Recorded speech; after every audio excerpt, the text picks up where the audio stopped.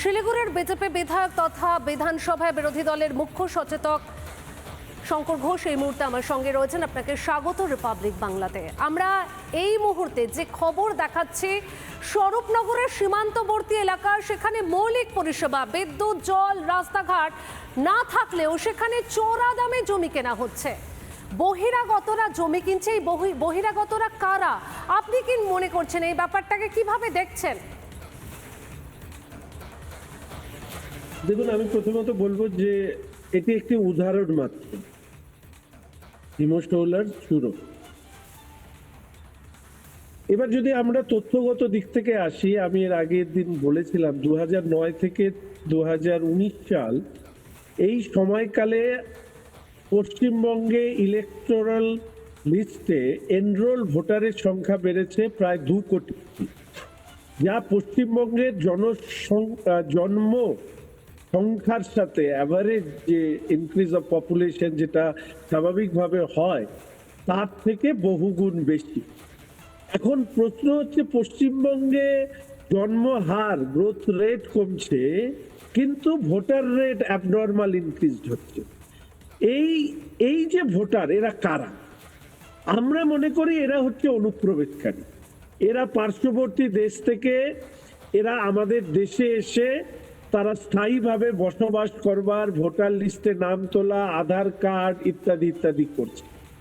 কিছু বিজ্ঞ মানুষ আছেন, তারা আমাদেরকে বলেন, আপনাদের চ্যানেলেও আমি মাঝে মাঝে শুনি, কোথায় লিস্ট, কোথায় লিস্ট, কোথায়? আরে তৃণমূল কংগ্রেসের জনপ্রতিনিধিরা এদের রেসিডেন্সিয়াল সার্টিফিকেট দেয় এবং সেই রেসিডেন্সিয়াল সার্টিফিকেটকে ব্যবহার করে এরা আধার কার্ড, ভোটার কার্ড সহ ভারতবর্ষের নাগরিকদের সাধারণভাবে যে ডকুমেন্টেশন দরকার সেই ডকুমেন্টেশন গুলো করে এবং জমি কেনা থেকে শুরু করে যাবতীয় কাজকর্ম করে এই অনুপ্রবেশকারীরা ভারতীয় হয়ে যায়।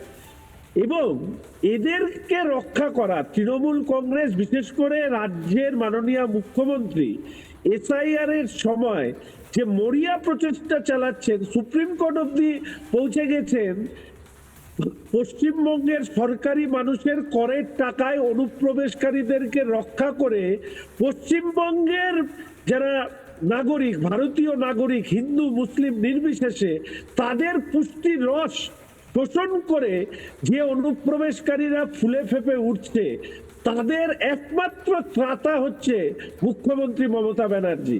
কারণ উনি জানেন এই অনুপ্রবেশকারীরা পাশে না থাকলে ওনার পক্ষে 2026-এ আর জিতে ফেরা সম্ভব নয়। ওনার লক্ষ্য ছিল কি এসআইআর এ? বেশ শঙ্করবাবু, অর্থাৎ আপনি মনে করছেন অনুপ্রবেশকারীদের পাশে রয়েছেন মুখ্যমন্ত্রী মমতা বন্দ্যোপাধ্যায়। আপনাকে ধন্যবাদ এই মুহূর্তে। এবং যে খবরের দিকে আমরা টানা নজর রাখলাম, যেখানে অরক্ষিত সীমান্ত, একদম পর পর যে সীমান্ত লাগোয়া এলাকা রয়েছে, সেখানে কোনো কাঁটাতার নেই। কাঁটাতার না থাকায় অবাধে অনুপ্রবেশ। কারাই বহিরাগত যারা চোরা দামে জমি কিনছে? কেন এই এলাকায় জমি কেনার হেরে? একাধিক প্রশ্ন এই মুহূর্তে। নানা ধরনের কন্টেন্ট দেখার জন্য লাইক করুন, শেয়ার করুন আমাদের ফেসবুক পেজ, সাবস্ক্রাইব করুন আমাদের ইউটিউব চ্যানেল। পাশাপাশি অন্যান্য ব্রেকিং নিউজের জন্য অবশ্যই চোখ রাখুন রিপাবলিক বাংলায়।